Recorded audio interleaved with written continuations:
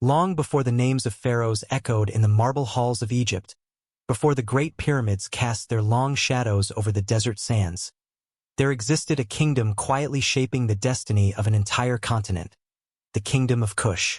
Nestled along the southern stretches of the Nile, in a land where the river's lifeblood cut through sun-scorched plains and jagged mountains, Kush emerged as a force of resilience, ingenuity, and raw power. It was a land of extremes.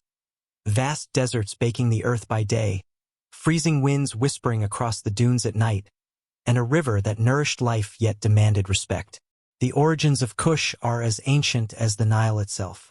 Its people, the Nubians, had walked these lands for millennia, learning to survive and thrive in one of the harshest environments on earth.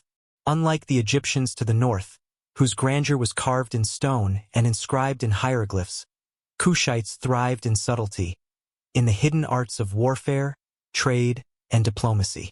They were farmers, yes, but also hunters, warriors, and skilled artisans, who transformed raw materials into tools, weapons, and jewelry that dazzled their neighbors. Life in Kush demanded endurance, and endurance created a people who were unyielding, disciplined, and fiercely loyal to their lands and their kings. By the middle of the first millennium BCE, Kush had begun to consolidate power. Its leaders were no longer just local chieftains. They were kings with visions that stretched far beyond their own cities. They built fortresses and temples, established trade routes that connected the interior of Africa to the Mediterranean, and raised armies that could rival even the most seasoned Egyptian soldiers. It was in this crucible of survival and ambition that the Kingdom of Kush would prepare to challenge its powerful northern neighbor, Egypt, a civilization whose monuments still inspire awe today but whose history, in many ways, would be rewritten by the rising power of the south. The Nile was central to Kushite life. It was both a giver and a taker. During the annual floods, the river deposited rich silt on the surrounding plains, creating fertile farmland capable of sustaining large populations. Crops flourished and wealth grew, but the same river could turn destructive, flooding homes, washing away fields, and forcing the people to respect its might. Kushites learned to work with the river, to harness its potential, and to anticipate its wrath. From this relationship with the Nile, a culture of balance, strategy, and foresight emerged, qualities that would later define their military campaigns and diplomatic endeavors. Trade was another pillar of Kush's rise. Gold, ebony, ivory, and exotic animals flowed from Kush into Egypt and beyond. Caravans crossed treacherous deserts, navigating by stars, and rivers teeming with crocodiles and hippos. The Kushites were not just traders, they were negotiators, tacticians, and innovators. Their artisans crafted intricate jewelry, weapons, and tools that symbolized both status and power. This wealth and sophistication caught the attention of Egypt, and eventually, it drew the gaze of foreign powers far beyond the African continent. By the 8th century BCE, Kush had emerged as a formidable regional power. Its cities, including Napata and Kerma, were more than mere settlements. They were centers of governance, religion, and military organization. Temples dedicated to deities such as Ammonius, Apidmak, and Sebiamekar reflected the spiritual depth of the kingdom, blending indigenous beliefs with influences from Egypt. The Kushite kings positioned themselves as divine rulers, linking their authority to the gods and the Nile, reinforcing a sacred legitimacy that would underpin their eventual campaigns in Egypt. The military traditions of Kush were legendary. Longbowmen, known for their unmatched skill and accuracy, could decimate enemy formations before they even reached the Kushite lines. Cavalry units, swift and disciplined, patrolled the borders and secured trade routes. Warriors trained from youth in survival, combat, and strategy, creating a professional corps capable of confronting the most powerful armies of the ancient world. Unlike other civilizations that relied on overwhelming numbers alone, Kush combined precision, mobility, and tactical intelligence, a formula that would eventually bring them into direct conflict with Egypt and elevate them to continental dominance. The seeds of Kush's future conquests were sown in these early centuries. Every flood of the Nile, every successful trade expedition, and every military drill strengthened the kingdom's foundation. The Kushites were patient. They understood that empires are not built overnight. They watched, learned, and waited. When Egypt faltered due to internal strife, weak leadership, and external pressures, Kush would be ready, not merely as a neighbor, but as a ruler destined to claim its place over the Nile Valley. As the sun set over the golden plains of Nubia, casting long shadows over the pyramids of Kerma, one truth was clear. Kush was no longer a hidden power. It was a kingdom awakening, a civilization on the rise, and a force that would one day redefine African history. Its people, its kings, and its warriors were preparing for a destiny that would challenge the greatest empires of their time. From the banks of the Nile to the deserts beyond, the Kingdom of Kush was poised to leave an indelible mark on the world.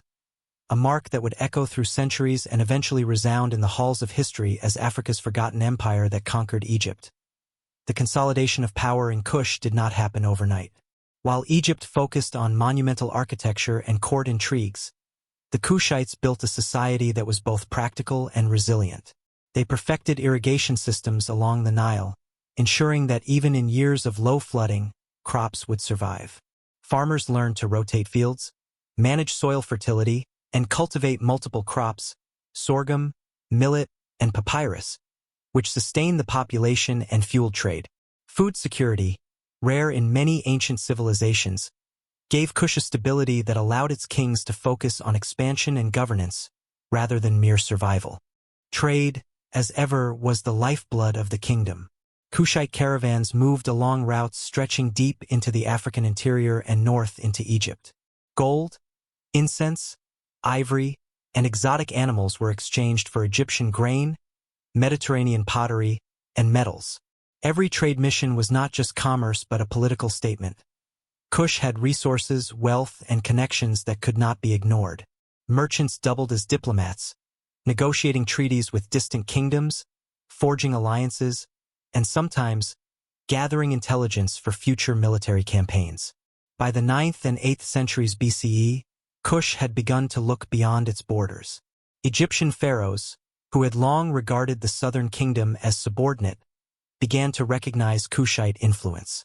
Inscriptions from the period describe Nubian archers, warriors, and diplomats with a mixture of fear and grudging respect. Kush was no longer just a neighbor. It was a rising power capable of shaping the political and military landscape of the Nile Valley.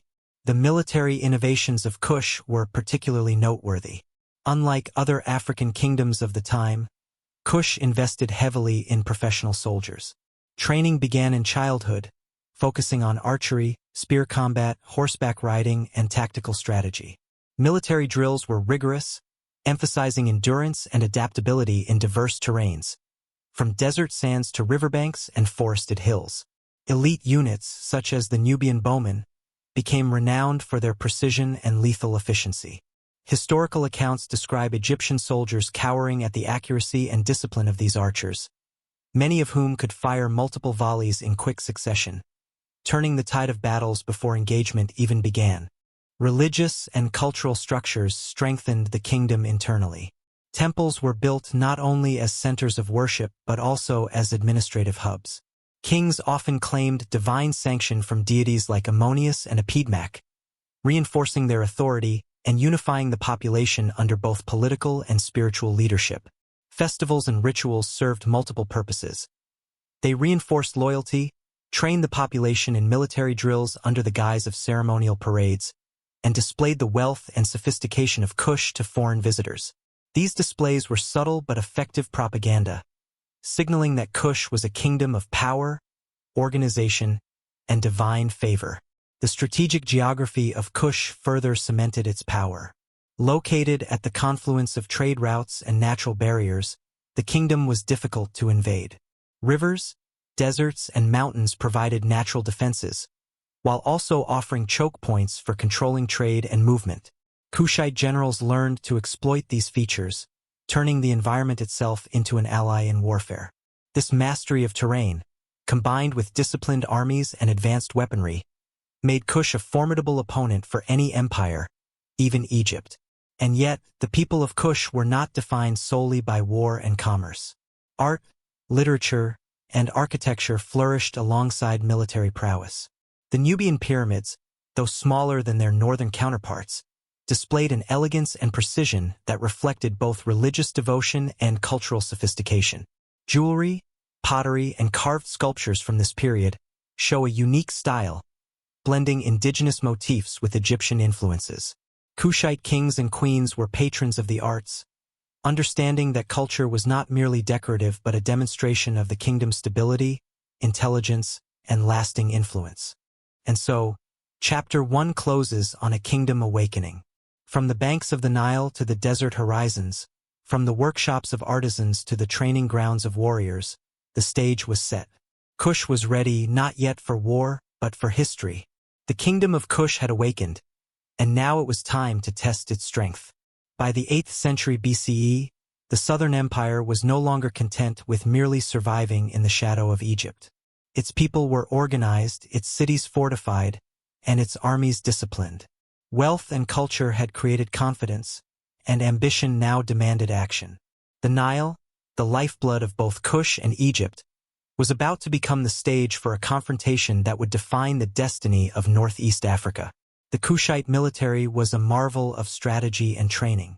While other civilizations relied primarily on large numbers, Kush combined precision, discipline, and adaptability. Young boys were trained from an early age in the art of combat. They learned archery on riverbanks, spear throwing in the deserts, and horsemanship in the open plains. These youths grew into soldiers who could navigate multiple terrains with ease, striking with devastating efficiency. Archers, in particular, became the pride of the kingdom. Known as the bowmen of Nubia, they could shoot farther, faster, and more accurately than any contemporaries.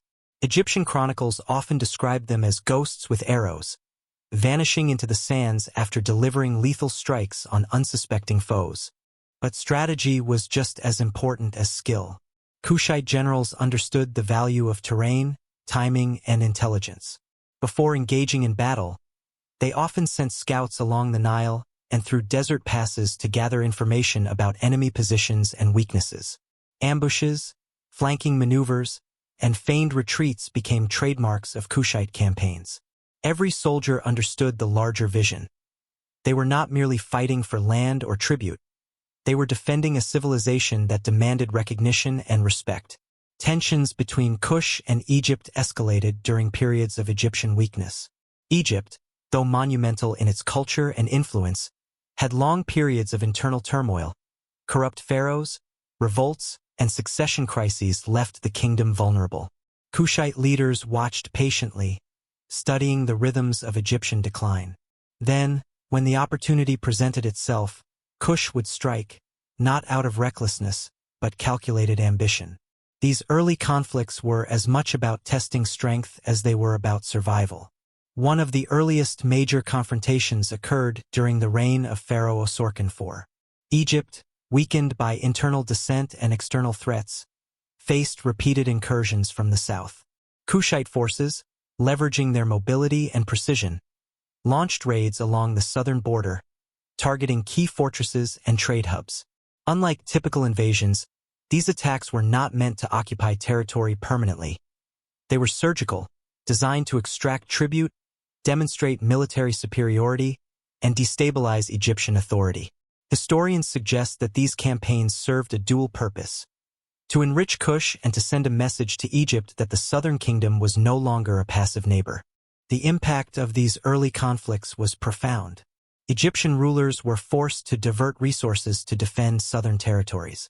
They strengthened garrisons along the Nile and attempted to modernize their armies to counter Kushite tactics. Yet, despite these efforts, Kushites often maintained the upper hand.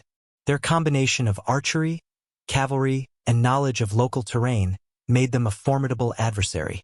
Even Egypt's legendary chariots, once dominant in battle, struggled against the adaptability of Kushite forces in marshlands and riverbanks.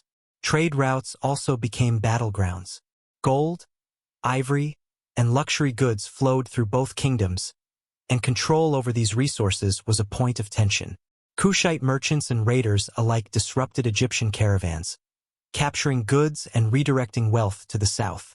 These economic skirmishes were as significant as military campaigns. They demonstrated that Kush's power extended beyond the battlefield and into the very lifeblood of Egypt's economy. Control over trade meant influence over politics, diplomacy, and public perception, an advantage Kushite leaders wielded skillfully. Despite the intensity of these clashes, Kushites were not mere invaders. Diplomacy was central to their strategy. Treaties, intermarriages, and alliances with neighboring states allowed Kush to consolidate power and secure borders without unnecessary conflict. They understood that empire building was as much about persuasion as it was about force. A wise king knew when to negotiate and when to strike. Kush's leaders balanced both approaches, establishing a reputation for both ruthlessness in battle and shrewdness in diplomacy, a duality that would characterize their reign over the Nile for centuries to come. By the mid-8th century BCE, Kushite influence in Egypt became increasingly evident. The southern delta and Nubian border regions were heavily fortified, with Kushite garrisons stationed strategically to monitor Egyptian movements. Archaeological evidence points to fortified cities like Kerma and Napata being hubs of military organization, where soldiers trained rigorously and generals planned campaigns with precision. These cities were not only administrative centers but also symbols of Kushite strength, a constant reminder to Egypt that the southern kingdom would no longer be ignored. The relationship between Kush and Egypt during this period was complex. At times, it resembled traditional warfare, with armies clashing along the Nile and desert passes. At other times, it resembled chess, with Kushite strategists carefully positioning troops, managing resources, and negotiating behind the scenes to achieve maximum advantage. Egyptian pharaohs often found themselves reacting to Kushite initiatives, rather than shaping events on their own terms. This shift in power dynamics was subtle but significant, foreshadowing the eventual rise of Kushite rule over Egypt. Religion also played a role in the growing influence of Kush. Temples dedicated to Egyptian deities, particularly Ammonius, became focal points for asserting authority in conquered or influenced territories. Kushite kings adopted Egyptian religious practices, blending them with indigenous beliefs to solidify their legitimacy. Priests and religious officials were integral to governance, serving as intermediaries between the king, the gods, and the people. This combination of military, economic, and spiritual strategy allowed Kush to extend influence without overextending resources, a hallmark of sustainable empire building. As Kush continued to grow in strength, the stage was set for the rise of a unifying figure, a king who would consolidate the power of Kush, march into Egypt, and become one of the most formidable rulers of the Nile Valley, Pi. His reign would mark a turning point in the history of Kush and Egypt, demonstrating the full potential of a kingdom that had spent centuries preparing for greatness. By the end of this period, Kush had transformed from a regional power into an emerging empire. Its armies were disciplined and battle-tested, its economy was robust, and its culture was sophisticated and influential. The southern kingdom had proven that it could challenge Egypt on multiple fronts, militarily, economically, and culturally. The balance of power along the Nile had shifted, and a new era was about to begin, one in which the Kingdom of Kush would rise to unprecedented heights, asserting its place as Africa's forgotten empire that would ultimately conquer Egypt. Pi's rise was not sudden. It was the culmination of decades of preparation, diplomacy, and military evolution. Born into a lineage of skilled rulers, he inherited not just a kingdom, but a vision, to unite the Nile Valley under Kushite authority. From the moment of his ascension, Pi demonstrated a strategic mind that few could rival. He understood that conquering Egypt would require more than brute force. It would demand patience, intelligence, and the careful orchestration of both military and political power. Before the march into Egypt, Pi spent years consolidating Kushite territories and strengthening his army.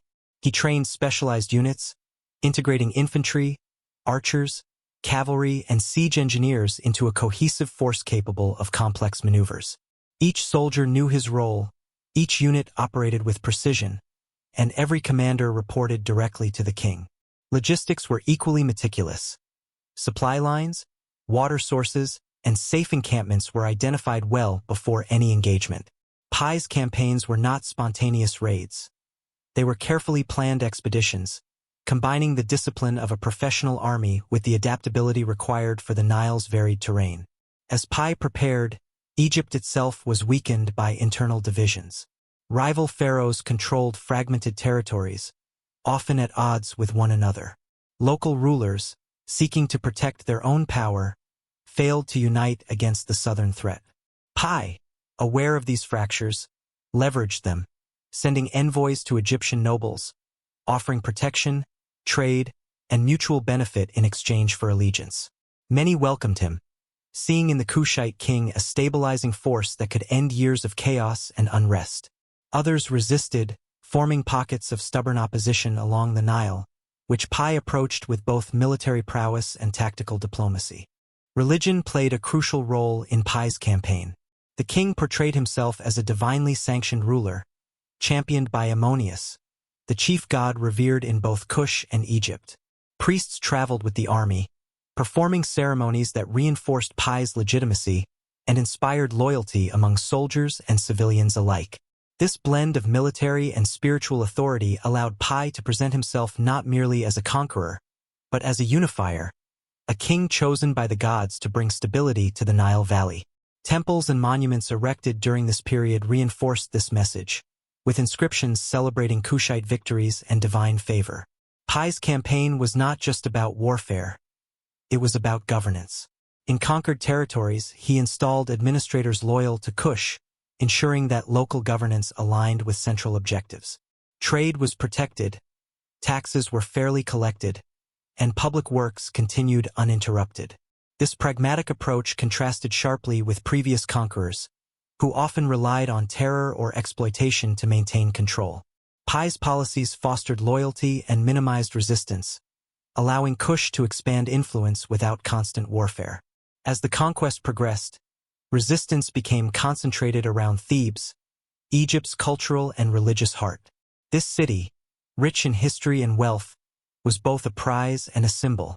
Pi approached Thebes not merely with force, but with a strategy designed to preserve its cultural significance while asserting Kushite authority. The siege involved careful positioning of troops, psychological tactics to encourage surrender, and selective displays of power to intimidate without unnecessary destruction. Eventually, the city capitulated, and Pi's entry was marked by ceremony rather than massacre, a calculated demonstration of both mercy and dominance. By the time he set his sights on Thebes, the king had spent years consolidating Kushite territory, training elite forces, and building alliances both north and south of the Nile. Every step of the campaign demonstrated the sophistication of Kushite military doctrine. Supply lines were meticulously organized, scouts mapped enemy positions, and communication between units was streamlined through signal fires, runners, and banners. This was not a haphazard invasion. It was a demonstration of an empire in motion, a calculated projection of authority that left no room for error. Pi's army moved like a well-oiled machine along the banks of the Nile. Cavalry units scouted ahead, archers positioned themselves on high ground to provide cover, and infantry marched in disciplined columns, ready to respond to any ambush or obstacle. The army carried provisions, water, and medical supplies, ensuring that even in the heat of summer or the sweltering deserts, soldiers could maintain peak performance. Morale was constantly reinforced through ceremonial marches, drumbeats, and songs recounting the glory of Kush's ancestors. Each soldier understood that they were not just fighting for land. They were defending a civilization that demanded recognition, respect, and survival. The initial engagements with Egyptian defenders were revealing. Local garrisons, though numerous, were fragmented and poorly coordinated. Many had been weakened by years of political instability, rival claims to the throne, and internal dissent. Pi's forces exploited these vulnerabilities with precision. Feigned retreats lured Egyptian units into traps, volleys of arrows disrupted formations, and cavalry flanking maneuvers encircled enemy troops. Within days, cities along the southern Nile Delta fell, often without the need for prolonged combat. Local rulers, recognizing the inevitability of Kushite dominance, pledged allegiance rather than face annihilation. Pi's strategy combined the fear of military might with the promise of stability, a tactic that would prove decisive throughout the campaign. Religion was an essential tool in Pi's campaign. Priests accompanied the army, performing rituals to invoke the favor of Ammonius, the god revered in both Kush and Egypt. Pi presented himself as a divinely sanctioned ruler, a king chosen by the gods to restore order and unite the Nile Valley. The symbolism of these rituals cannot be overstated. By aligning military conquest with spiritual authority, Pi minimized resistance, fostered loyalty, and legitimized his rule in the eyes of both soldiers and civilians. Temples were not merely religious centers, they were instruments of power, reinforcing the king's authority wherever his banners flew. As Pi approached Thebes, the heart of Egyptian culture, he faced the most significant challenge of his campaign. The city, wealthy and strategically vital, was both a symbol and a prize. Its defenders were determined, though divided, and the terrain favored the defenders, with fortified walls and narrow streets ideal for ambushes. Pi approached with patience. Rather than launching a reckless assault, he used a combination of psychological tactics, diplomacy, and selective shows of force. Envoys were sent to negotiate, offering protection and favorable treatment to those who surrendered. Simultaneously, troops were positioned to demonstrate the inevitability of Kushite victory, creating an atmosphere in which resistance seemed futile. The siege of Thebes was marked by careful planning and precision. Archers were stationed on high ground, targeting strategic gates and watchtowers. Infantry units maintained positions along key approaches, while cavalry controlled surrounding fields to prevent reinforcements. Supply lines were protected to ensure sustained operations. The city's defenders, realizing the sophistication and organization of Pi's army, eventually capitulated. The king's entry into Thebes was marked by ceremony rather than slaughter, emphasizing both his mercy and his absolute authority. This approach solidified his reputation as a ruler capable of both power and wisdom, a king who could conquer without unnecessary bloodshed, yet assert dominance unmistakably. With Thebes under control, Pi's influence expanded rapidly. Other cities and local rulers, witnessing the combination of military discipline, strategic acumen, and religious authority, submitted willingly. Trade routes were secured, economic activity resumed under Kushite oversight, and cultural exchange flourished. The unification of Egypt under Kushite rule was not simply a conquest. It was an integration of two civilizations, blending administration, religion, and culture to create a durable empire. Pi's campaigns also emphasized intelligence and adaptability. Scouts and informants were used to gather information about potential rebellions, enemy movements, and terrain challenges. This allowed the king to respond proactively, avoiding costly battles and minimizing losses. Military innovation was complemented by careful governance. Administrators loyal to Kush were installed in strategic cities, ensuring smooth taxation, public works, and law enforcement.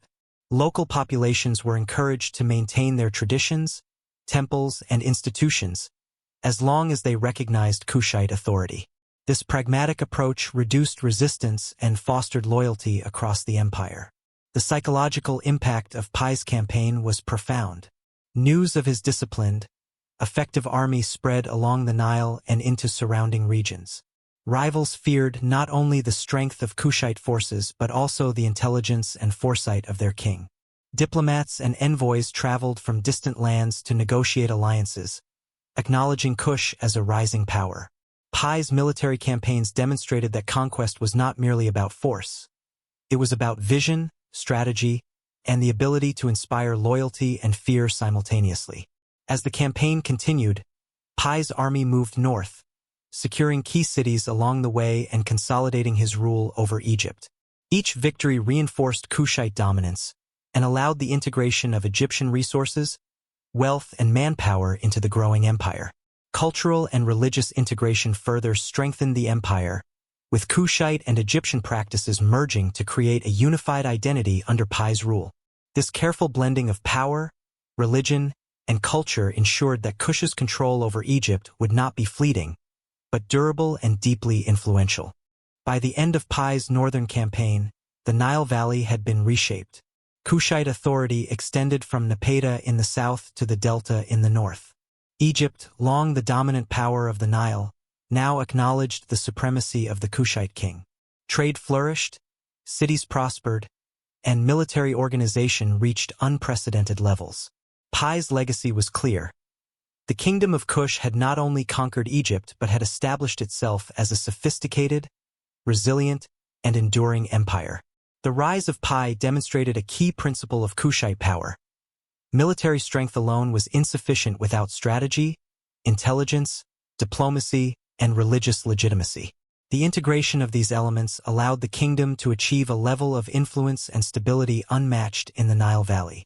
For centuries to come, Kushite rulers would draw upon Pi's example, continuing the legacy of conquest, governance, and cultural sophistication that had propelled their kingdom to greatness. The stage was now set for the next generation of Kushite kings, who would face new challenges, expand their territories, and leave a lasting imprint on the history of Africa. Pi's conquest of Egypt was not the conclusion but a beginning, a foundation upon which an empire would thrive, inspire, and endure for millennia. With Egypt firmly under Kushite control, Pi turned his attention to consolidating power and strengthening the administrative framework of the empire. He understood that conquest alone was insufficient. Lasting authority required governance, culture, and religious legitimacy. He appointed loyal Kushite governors across the major cities, ensuring that each region was not only pacified but efficiently managed. These governors were given authority to collect taxes, oversee local trade, and maintain security, but their loyalty was constantly reinforced through direct communication with the king and ceremonial obligations. Trade along the Nile, previously disrupted by conflict and political fragmentation, flourished under Kushite oversight.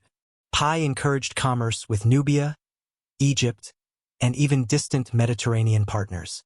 The river became a lifeline of economic integration, transporting grain, gold, and other precious commodities. Markets expanded, artisans found new opportunities, and urban centers grew in prosperity.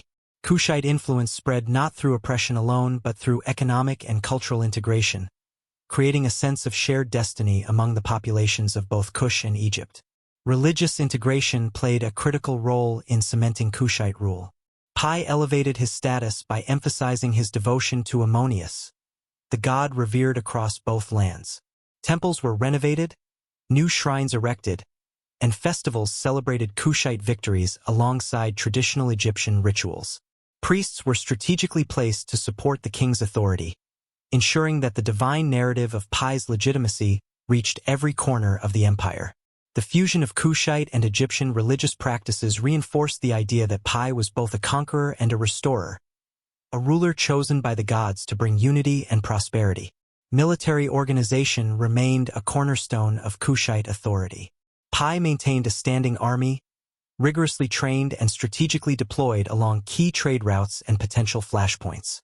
The army was divided into specialized units: infantry for close combat, archers for ranged engagements, cavalry for rapid response, and engineers for fortifications and siege operations. This organizational structure allowed for rapid mobilization, efficient defense, and the capacity to respond to both internal unrest and external threats. Kushite military discipline became legendary, deterring rebellion and inspiring loyalty. As Kushite rule stabilized, Pi focused on cultural projects that would leave a lasting legacy. Palaces were constructed in key cities, adorned with intricate carvings, murals, and inscriptions celebrating the achievements of Kushite kings. Artisans and scholars were encouraged to document history, codify laws, and develop literature that reflected the values and vision of the empire. These cultural initiatives not only reinforced the authority of the king, but also fostered a sense of pride and identity among the population. Kushite culture, intertwined with Egyptian traditions, created a rich tapestry that symbolized the unity and sophistication of the empire. Diplomacy was another vital component of Pi's strategy.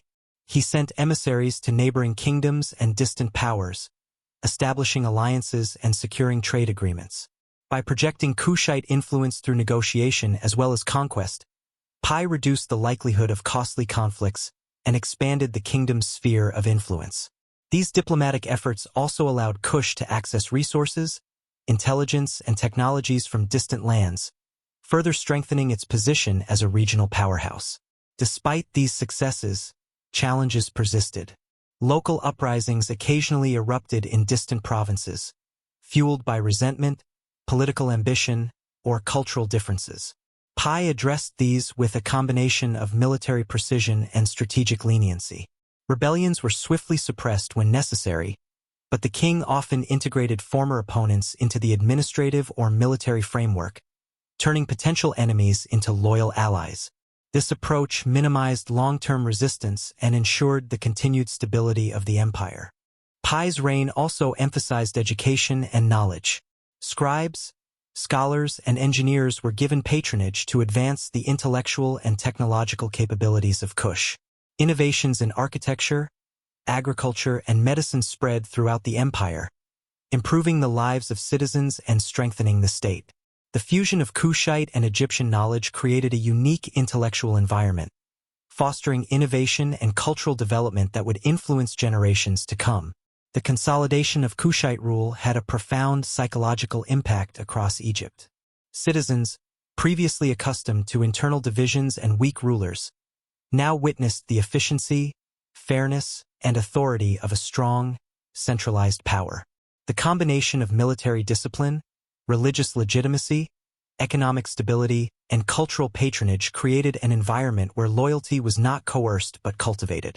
Pai's presence became a symbol of unity, strength, and prosperity, reinforcing the perception that Kushite rule was both inevitable and beneficial.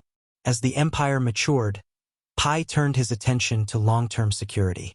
Fortifications were strengthened along key borders, garrisons established in strategic locations, and intelligence networks expanded to monitor potential threats.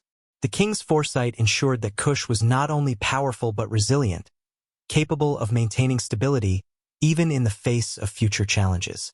These measures, combined with his cultural and administrative reforms, created a durable empire that would endure for decades. Pai's legacy was solidified not just through conquest, but through his vision for a unified, prosperous, and culturally rich empire. The integration of Egypt into Kushite rule demonstrated the kingdom's capacity for strategic foresight, disciplined governance, and cultural sophistication. Trade thrived, religion unified diverse populations, and military organization ensured security. Pai's reign became a model for future Kushite rulers, illustrating that true power required a balance of force, diplomacy, and vision. By the end of this period, the Kingdom of Kush had achieved a level of influence and stability unmatched in the region. Pai's campaigns had transformed a regional power into a continental empire, blending military might with cultural sophistication and administrative efficiency. The lessons of his reign would shape Kushite strategy, governance, and identity for generations, leaving an indelible mark on the history of Northeast Africa. The consolidation of Kushite power under Pai proved that true leadership was measured not only by victories on the battlefield but also by the ability to govern, integrate, and inspire. The Nile Valley, long a theater of competing ambitions, now recognized Kushite authority, setting the stage for the empire's continued growth, cultural flourishing, and enduring legacy. With Egypt firmly integrated under Kushite rule, the empire entered a period of unprecedented cultural and political flourishing. Pai's successors, most notably Shabaka and Taharqa, built upon the foundations laid by their predecessor, transforming Kush into a regional superpower with influence that extended from the deserts of Nubia to the banks of the Nile Delta. This was an era where the lines between military conquest, political authority, and cultural sophistication blurred, creating a civilization whose legacy would echo for centuries. The political structure of Kush during this period was remarkably sophisticated. Power was centralized in the hands of the king, yet regional governors and local administrators were given significant autonomy to manage day-to-day affairs. This balance allowed for efficient governance across vast territories while ensuring that loyalty to the crown remained paramount. Governors were often selected from elite families or proven military commanders, combining administrative skill with unwavering allegiance to the monarchy. Regular audits, inspections, and ceremonial obligations reinforced accountability, creating a political system that was both flexible and stable. Religion continued to serve as a unifying force. The Kushite rulers embraced the Egyptian pantheon while retaining their unique Nubian traditions, creating a syncretic religious culture that reinforced their authority. Temples dedicated to Ammonius and other major deities became centers of power, education, and community life. Priests played a critical role not only in spiritual matters but also in the administration of the empire, advising rulers, mediating disputes, and overseeing agricultural production and taxation. Festivals and rituals, carefully orchestrated by the monarchy, celebrated both Kushite victories and divine favor, reinforcing the perception that the king ruled by the will of the gods. Architecture during this era reached new heights. Monumental pyramids, temples, and palaces dotted the landscape, showcasing the kingdom's wealth, technical skill, and artistic sophistication. The pyramids of Nuri and El Kuru, constructed as tombs for kings and queens, reflected a unique Kushite interpretation of Egyptian styles, blending grandeur with local aesthetic sensibilities. Temple complexes were adorned with intricate carvings, reliefs, and inscriptions documenting both religious devotion and military victories. Cities such as Napata and Meroë became hubs of cultural, political, and economic activity, attracting artisans, scholars, and traders from across Africa and beyond. The military remained a cornerstone of Kushite power, ensuring the empire's stability and security. Standing armies were maintained throughout key regions, while specialized units, including archers, cavalry, and siege engineers, were trained to respond to internal unrest and external threats. Fortifications along borders and river crossings provided strategic defense, while patrols and intelligence networks monitored potential rebellions or foreign incursions. The effectiveness of the military allowed Kushite rulers to project power far beyond their immediate territories, deterring enemies and enforcing political cohesion. Trade flourished during this period, connecting Kush to Egypt, the Red Sea, and the broader Mediterranean world. Gold, ivory, exotic animals, and textiles moved along established trade routes, enriching both the monarchy and merchant class. Kushite cities became commercial hubs, where local markets thrived alongside international exchange. Artisans produced finely crafted jewelry, pottery, and textiles, reflecting a blend of indigenous and Egyptian influences. The economic prosperity of the empire underpinned its political stability, providing resources for military campaigns, monumental construction, and cultural projects. Education and intellectual life also saw significant growth. Scribes, scholars, and engineers were given patronage to advance knowledge in administration, mathematics, astronomy, and architecture. Libraries and temple archives collected and preserved records, legal codes, and historical accounts, ensuring that the empire's achievements would be remembered. This intellectual investment fostered innovation, improving agricultural techniques, engineering methods, and artistic production, contributing to the overall resilience and sophistication of the empire. Despite the internal prosperity, Kushite rulers remained vigilant against external threats. The Assyrian Empire to the northeast posed a significant challenge during the reigns of Taharqa and other later kings. Kushite strategy combined military readiness with diplomacy, leveraging alliances, intelligence, and strategic fortifications to counter external pressures. When conflicts did arise, such as the Assyrian incursions into Egypt, Kushite forces demonstrated tactical brilliance, utilizing knowledge of terrain, disciplined formations, and coordinated maneuvers to resist and repel invaders. These military successes reinforced the empire's reputation and secured its borders, ensuring the continuity of Kushite influence. Cultural achievements during this period were not limited to architecture and governance. Art, music, and literature flourished, reflecting the complexity and richness of Kushite society. Sculptures and reliefs celebrated rulers, warriors, and deities, while storytelling and oral traditions preserved the memory of historical events, heroic deeds, and moral lessons. Music, performed during religious ceremonies, festivals, and court gatherings, reinforced social cohesion and cultural identity.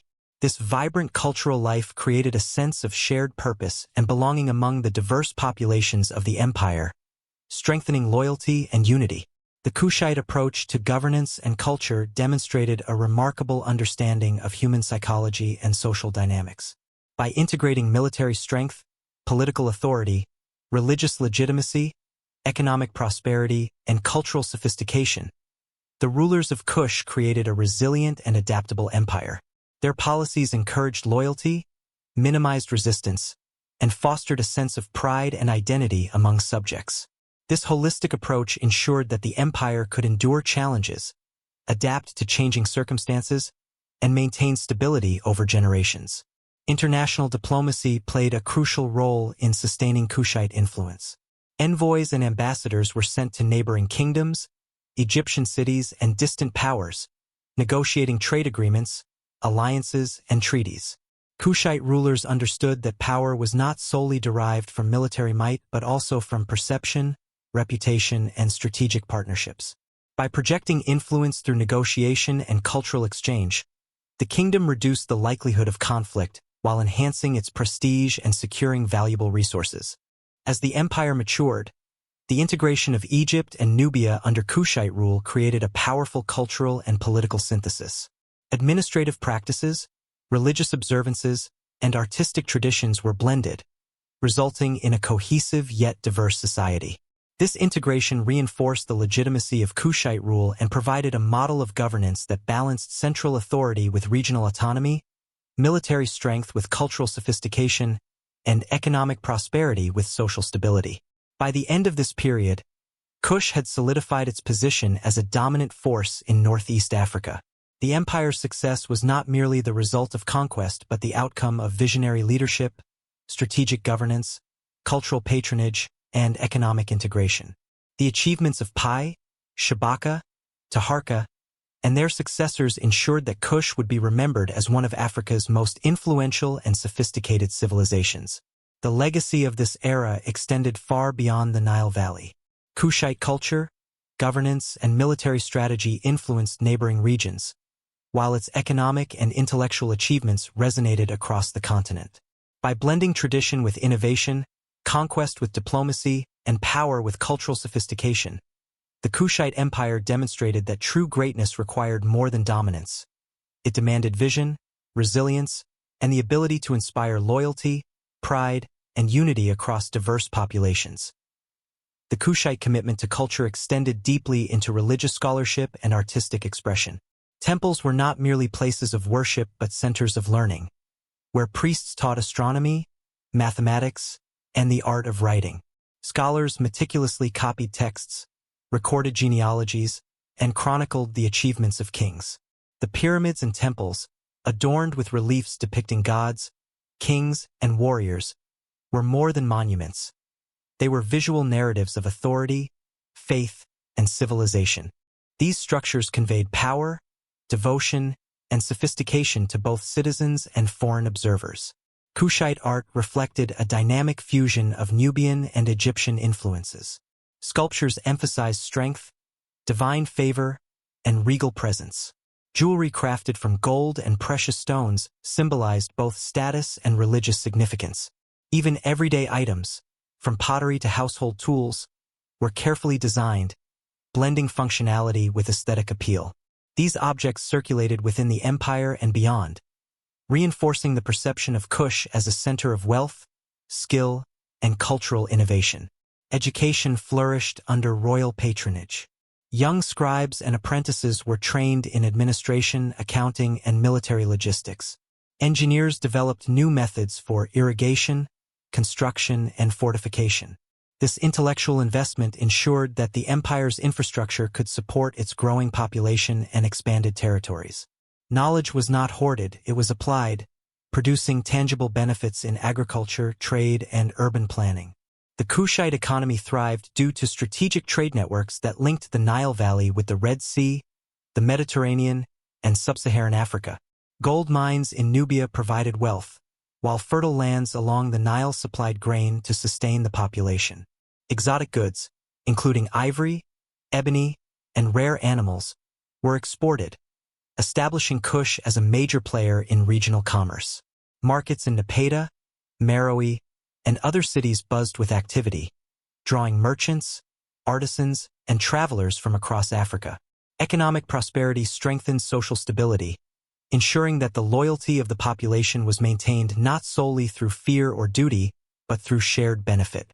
The Kushite military remained an indispensable pillar of the empire. Standing armies patrolled key trade routes, fortified strategic points, and defended urban centers. Cavalry units provided mobility, while archers ensured ranged control in battle. Infantry, trained in disciplined formations, could respond effectively to both internal uprisings and external threats. Engineers designed fortifications and siege mechanisms, ensuring that cities and important outposts were well protected. This multifaceted military organization allowed Kush to maintain security, enforce its authority, and expand influence without overextending resources. Despite internal stability, Kushite rulers remained vigilant against external pressures. Assyria, to the northeast, represented a formidable threat. The Kushite response combined diplomacy and military preparedness. Envoys negotiated alliances and trade agreements, while fortifications along northern borders deterred aggression. When military confrontation was unavoidable, Kushite generals demonstrated tactical brilliance, using knowledge of terrain, disciplined troop formations, and coordinated maneuvers to protect their territory and assert dominance. These strategies ensured that the empire remained secure while maintaining a reputation for strategic intelligence. Cultural integration played a crucial role in consolidating power. By respecting Egyptian traditions while promoting Nubian heritage, the Kushite rulers created a shared identity that reduced friction between local populations and the imperial administration. Religious ceremonies, festivals, and public works projects encouraged participation from diverse communities, fostering loyalty and pride. Civic identity became intertwined with imperial ideology, making the population invested in the success and stability of the empire. Trade diplomacy further enhanced Kushite influence. Envoys and merchants traveled to Egypt, the Levant, and Mediterranean ports, establishing networks for goods, information, and cultural exchange. These interactions brought new technologies, ideas, and opportunities, enhancing Kush's internal development and regional prestige. The empire was not isolated. It actively shaped and participated in the broader geopolitical and economic landscape of Northeast Africa. By fostering innovation, education, and cultural patronage, Kushite rulers ensured that the empire was not only militarily strong but intellectually vibrant. Scholars, artisans, and engineers created lasting contributions to architecture, literature, and science. Their work reflected the empire's values and ambitions, inspiring subsequent generations and influencing neighboring regions. This investment in knowledge strengthened social cohesion and prepared the empire to meet future challenges.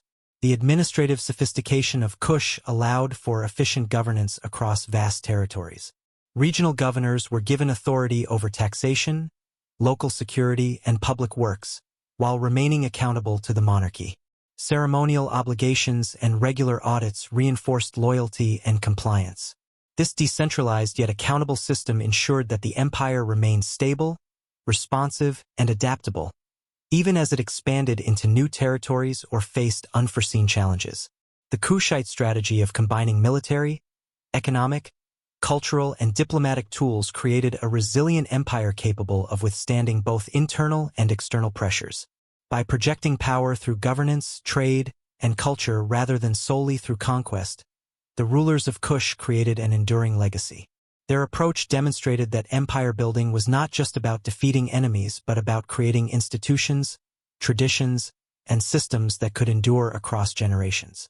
By the end of this period, the Kingdom of Kush had transformed into a sophisticated, resilient, and culturally rich empire.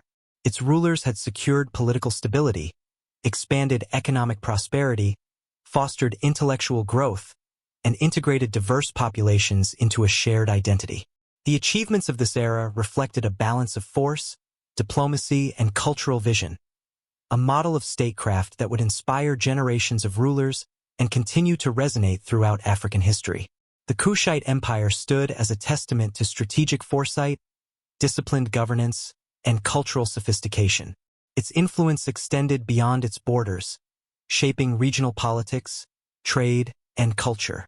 The legacy of this period illustrated the full potential of African civilizations, demonstrating that strategic leadership, cultural investment, and innovative governance could create empires of enduring strength and prestige. By the time of Taharka's reign, the Kingdom of Kush had matured into a formidable power, and the ambitions of its rulers extended far beyond the traditional boundaries of Nubia and Egypt. Taharka, a warrior king and visionary strategist, sought to expand Kushite influence across northeast Africa, projecting military, political, and cultural authority over neighboring territories. This era marked the apex of Kushite power, combining disciplined military campaigns with sophisticated diplomacy and regional integration. The Nile remained the lifeline of Kushite expansion.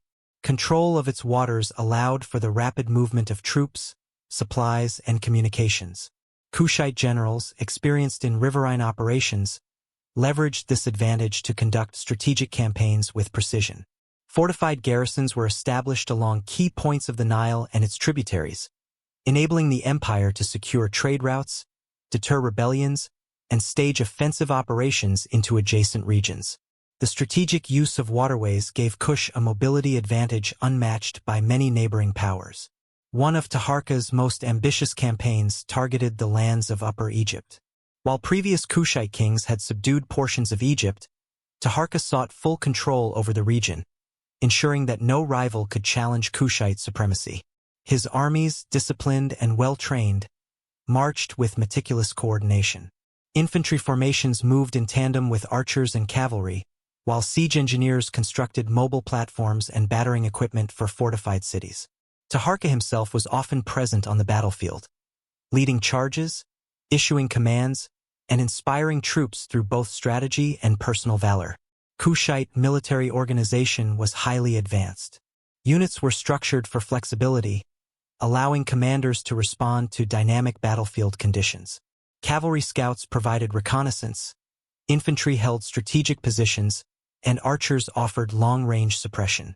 Engineers constructed temporary bridges, fortified camps, and siege machinery, enabling Kushite forces to overcome both natural and man-made obstacles. Logistics were carefully planned, ensuring that troops were supplied with food, water, and weaponry even during extended campaigns in hostile territories. This level of military sophistication gave Kush a decisive edge in regional conflicts. The Kushite campaigns were not limited to Upper Egypt. Taharka extended influence into the Levant and the Nile Delta, projecting power into territories historically contested by Egyptian and foreign rulers. Strategic alliances were forged with local chieftains, merchants, and religious leaders, ensuring that newly conquered regions were integrated smoothly into the Kushite sphere. Diplomacy complemented military might, allowing Kush to maintain stability without overextending its resources. Envoys carried gifts, negotiated treaties, and mediated disputes, demonstrating that Kushite authority was both respected and effective.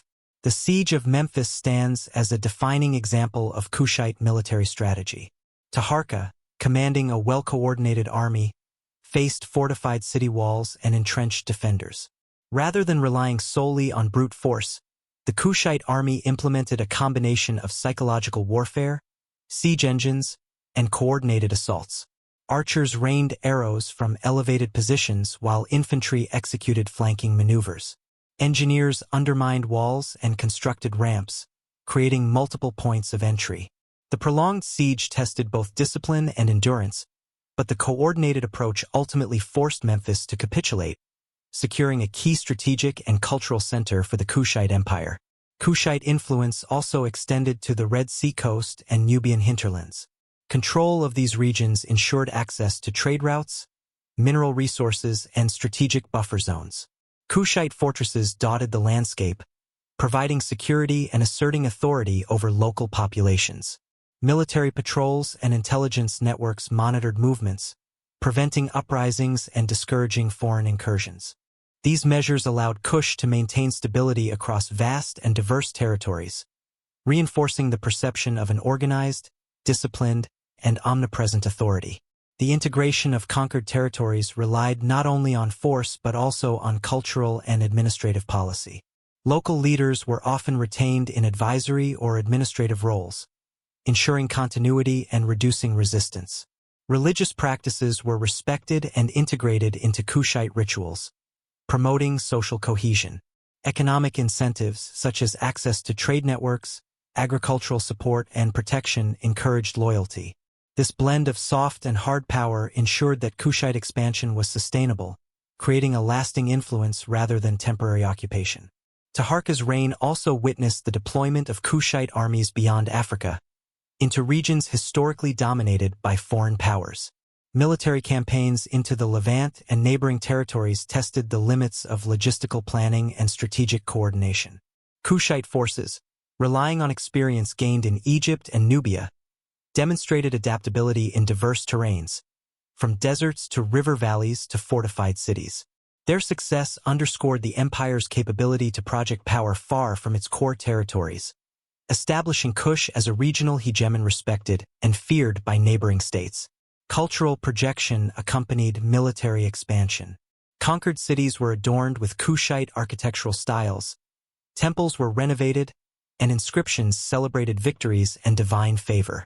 Kushite art, language, and religious practices were introduced alongside local traditions, creating a shared cultural landscape. This not only reinforced the legitimacy of Kushite rule but also facilitated the integration of diverse populations, strengthening the empire's cohesion and resilience. One of the most significant external pressures came from emerging powers in the Nile Valley and beyond. To the north, Egypt experienced periods of political instability, foreign invasion, and fluctuating alliances. While Kush had once projected influence deep into Egyptian territory, these changes in Egypt altered trade routes, diplomatic ties, and regional power dynamics.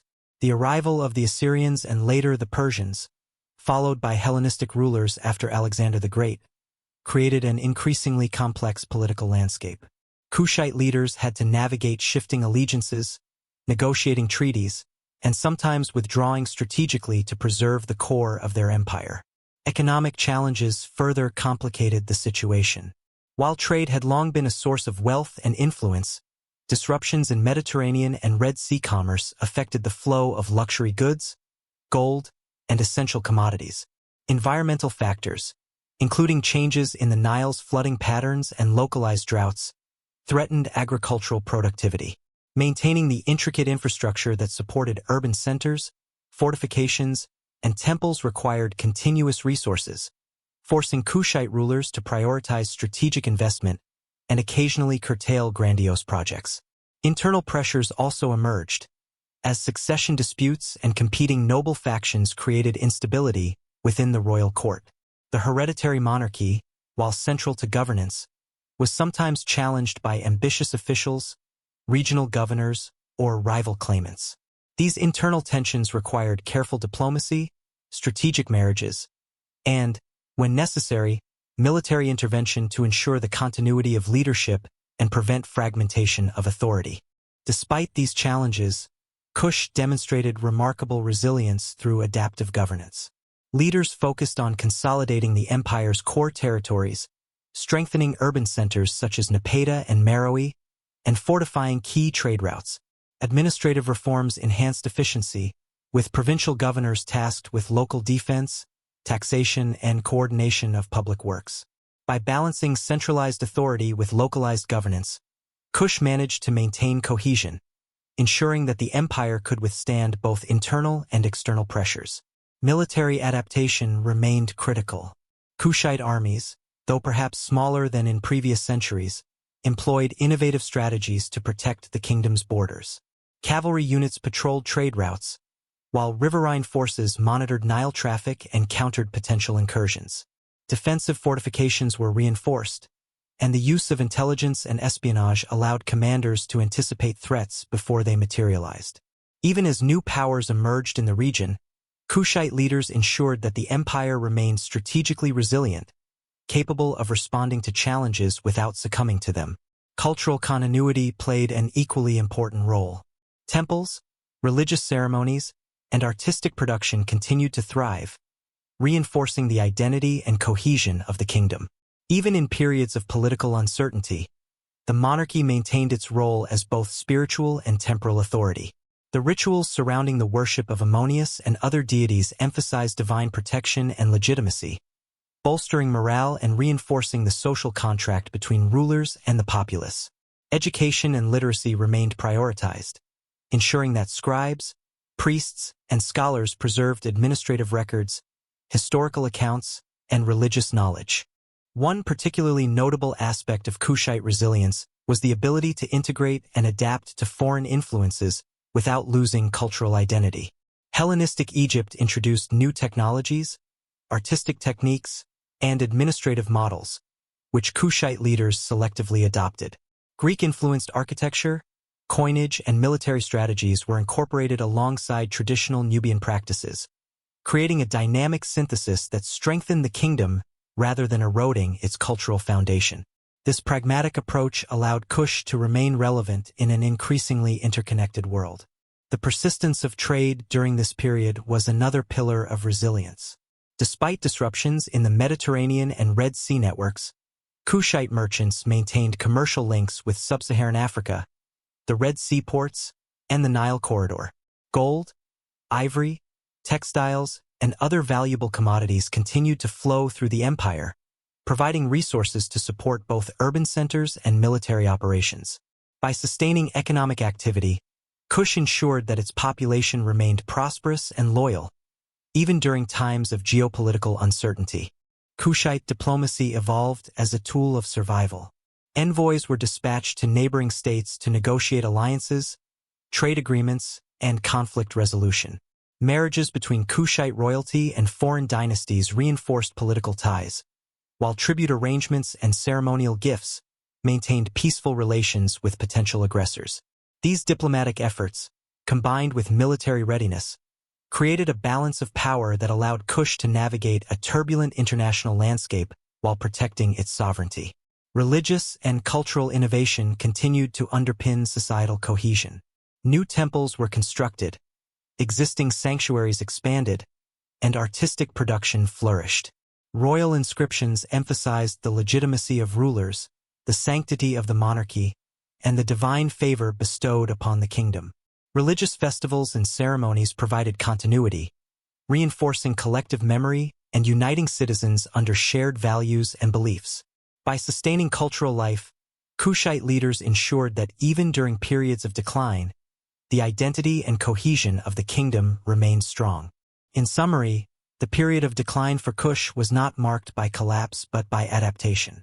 The empire faced significant challenges: external threats from emerging powers, economic fluctuations, environmental pressures, and internal political tensions. Yet, through strategic governance, military innovation, cultural continuity, and diplomatic acumen, Kush maintained its core territories and preserved its legacy. This era demonstrated the resilience and ingenuity of Kushite rulers, ensuring that the kingdom remained a significant regional power even as the ancient world evolved around it. The story of Kush's decline and resilience underscores a fundamental truth about empires.